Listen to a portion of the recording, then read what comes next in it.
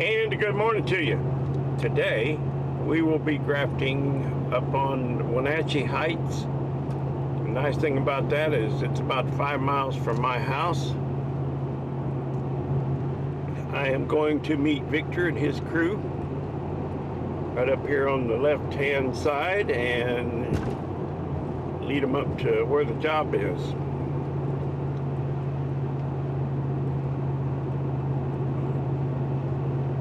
Probably already there, waiting. Somebody's there.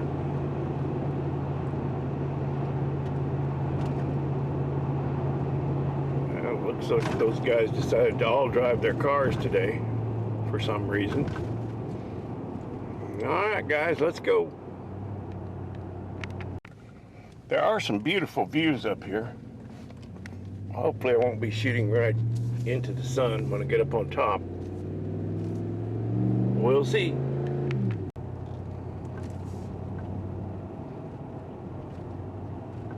I don't know if you can see, it's kind of bright down there. Columbia River's down there.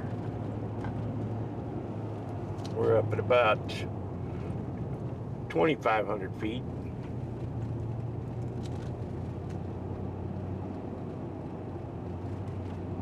I used to live over here on the Heights when my son was born. He's going to be 32 this year, I believe.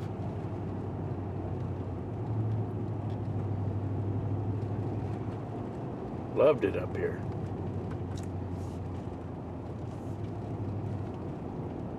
Uh-oh, squirrel.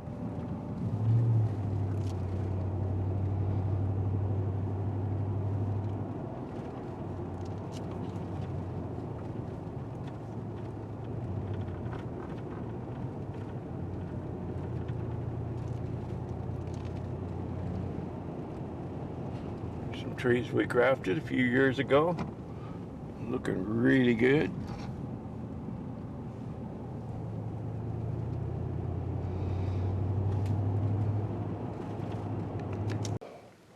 Okay, this is for your edification today. This is a piece of wood they collected last Friday, and you can see the buds are still fairly tight. They're not pushed out too much. And he didn't get enough wood, so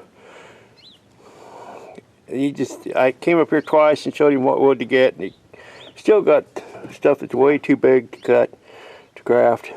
And then so today, he said, well, we got a lot more wood, and he sent his foreman out to get some more wood, and I'll take a look at it today. They collected this last Friday, collected this, today's Wednesday. Look at those buds, how green they are, how pushed out they are. And I'm going to have to stop. I have to stand my ground sometimes. Sometimes these guys just want to will it to be okay when it's not going to be okay. And I cannot, in good conscience, put on that wood because I just feel like it's going to die. And I told him I could not guarantee this job anyway, even using this wood. But guarantee or not, it doesn't matter whether I guarantee it. This job still got my name on it. And everybody driving by here is going to see it. It's right out here on the road. Victor said we should have started on the other side because he's really not happy with this wood. And we went and stopped the guy from collecting this wood with these buds pushed out because it's just a waste of time. Waste everybody's time. Put that on, it's going to die. And I can't charge the guy knowing they're going to die. I just have to stop. He's not going to like it, but you don't have to like it. It's just the right thing to do. He's a good guy. He'll understand. But he won't be happy, but he will understand and respect that we just can't put that wood on. So I've had issues like this in the past, and the guy wants you to go ahead and put it on anyway, and it'll be okay. And then the thing is, if you do that, like I said, guarantee or not, your name's still on the job. And then if somebody comes by and says, well, who screwed up your grafting? He's not going to say, oh, we talked him into doing this. The guy didn't want to do it. He knew it was going to fail, and we talked him into it, so it's our fault. No, he's not going to say that. He's just going to say, oh, Coach came in here and grafted this, and that'll be the end of it. So I just can't have that. And we're gonna do what we can do with the wood that's in this bin here, and it's not a lot. And then we're gonna move on to the next job, and we'll have him train up some nice sucker wood out there on these trees that he's already cut. And we'll come back in the next spring, and graft them, and he'll have time to get his wood, and it'll all be beautiful. He'll be a year behind getting to the market, but that's the breaks. Okay, that's enough about that. I had a lot of people ask me what happens to the wood that I cut off of these trees when we go out and graft, and here's what happens to most of it. There's a few people pick it up and try to sell it for firewood, I guess. Makes good firewood. And of course it was suggested to me that I could start a business picking that stuff up and selling it to people for smoking meat, salmon, I guess. I don't want another business. I got rat rodding to do. A couple more weeks and I'll be done with this. I'll have my year's work done here in a couple weeks. Don't take us all year to do a year's worth of work. We'll get it done in about 6 weeks. Get back to doing important stuff. I got a V12 rat rod to build. And the dozy like to finish. Oh, it's a beautiful day. It's a little chilly still. Well, it's windy out here, so bear with me. But we caught a break. You know, when I called the owner and told him we couldn't use the wood off these trees, he was disappointed, but he understood. And we were just pulling out to leave to go to another job. And he called me back, and we just, you know, we had a stroke of luck. Boy, crafters like to get lucky. I hate to leave a job unfinished, but we can't put wood on that we know is going to die. So he called and he called me back. He said, you know, we pruned that block down there on Friday, and that wood on the ground might still be good. Well, of course, it's been cold at night. It's just like having it in cold storage. So I said, Victor, let's go take a look at it. And sure enough, we had some good wood, and I'll show you the difference. Wood we're collecting down there. Here's the buds. You can see they're nice and tight, no push on them. But look at the buds on the trees. Look how swollen they are. They're getting ready to pop open. And you can't use wood like that. Once that bud's triggered, it wants to just keep growing. And we need the wood to be fully dormant when we put it on, so that it sends its energy to that graft union and produces those callousing cells, that callousing tissue that I talked about the other day, rather than forcing the bud. You want it to heal into the tree first, and then the vascular system will feed the bud and force it, and then you got a good take. But you just can't use wood with these big fat swollen buds like that. It's got to be nice and tight and dormant. So yeah, we got lucky. We got went down, picked enough wood up off the ground, and it's not dried out at all. It's, like I said, it's just like having it in the refrigerator. So I'm going to be able to finish this job, and I feel real good about that. I hate to leave a job unfinished. So I'm going to go meet with the next client and find us a place to go tomorrow.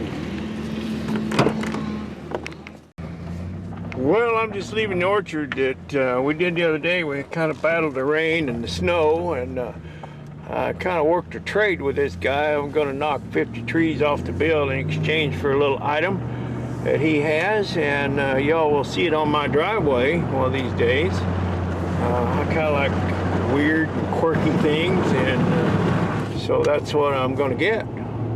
Alright, on to the next one. Uh-oh, squirrel.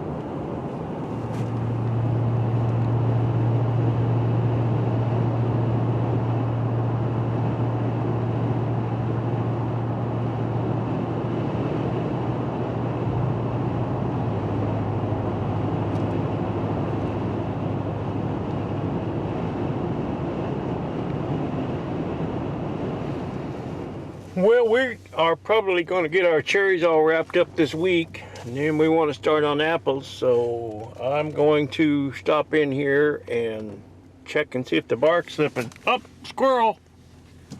Love that old truck. A friend of mine owns that. Anyway, just a small job, 500 trees, but there's some we did last year with the green tape. They tied them up so the wind wouldn't break them out. Tied them up and tied them down. I see some twine out there also, or string. Anyway, we'll check the bark on these guys, see what they look like. Well, we have little green tips on the apple trees. Things are going to change around here real soon. Here's the trees we did last year. And they put this lath in there. They tacked this in and tied the grafts to them so the wind wouldn't break them out. Then they come along and tie these laterals down. This is what I talked about with my friend George, the Shade Tree Fix-It Man, the other day about the use of spreaders. They use spreaders or string.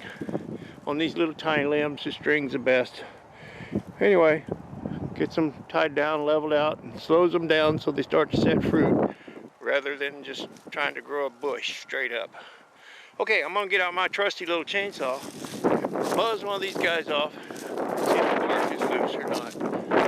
Depends on when you cut them. If you cut them in the fall, it's not gonna be. If you cut them in February this year, it could be. Try to get these guys to not cut them in the fall.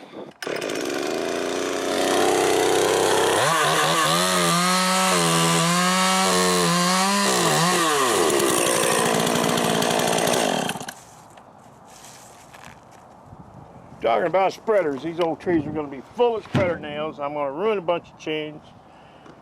Oh, I hate doing these old apple trees. Alright, get a knife out here and see whether or not this bark's going to slip.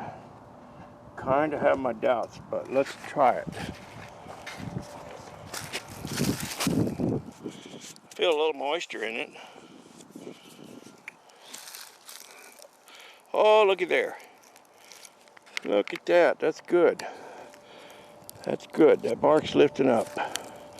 Yeah, we can do that. We can get started next week. Awesome.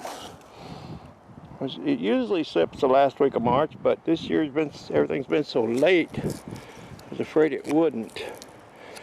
Yeah, we can work with that. I'll make a new cut there when we get ready to graft. All right, good deal. I was afraid I was going to have to lay guys off. I don't ever want to have downtime between cherries and apples, because then I'll lose my crew. So this is good. We can move right into the apples. We don't have a lot to do this year, but some more could come along. And if it don't, we'll be back to rat rodding real soon. I like that better anyway.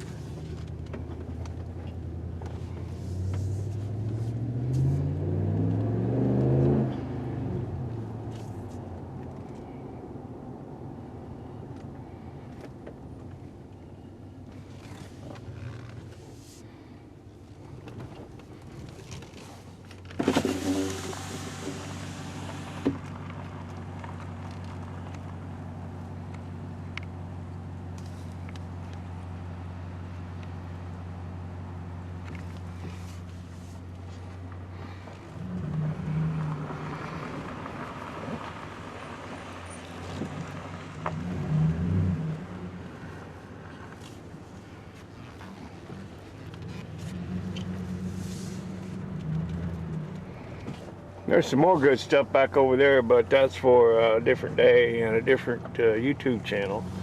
And I don't really have permission to go back there. Okay guys, that's about it for today. And I think I'll run back up on the hill and see if I can help Victor get that little project finished up. And we'll see y'all tomorrow.